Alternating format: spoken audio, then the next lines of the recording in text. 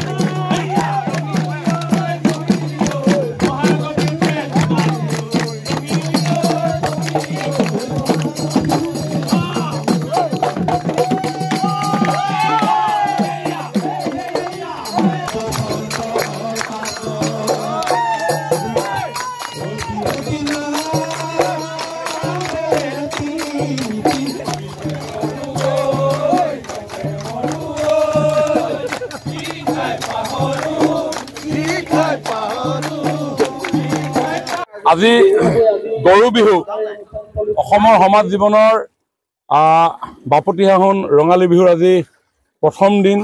এই দিনটো আমি গৰুক নুৱাই ধুৱাই আমাৰ পৰম্পৰাগতভাৱে কৃষিজীৱী অসমীয়া সমাজখনে বছৰটোৰ কাৰণে যি কৃষি অৰ্থনীতি আৰম্ভ কৰে, সেই কৃষি অৰ্থনীতি আৰম্ভ কৰাৰ প্ৰথম খোজ যাতে গৰুহাল সুস্বাস্থ্যৱান হৈ থাকে, গাইজনী সুস্বাস্থ্যৱান হৈ থাকে আৰু সেই সুস্বাস্থ্যৱান দেহাৰে আমাৰ জীৱনবিলাকো স্বাস্থ্যসন্মত সুস্থসন্মত কৰি তোলে।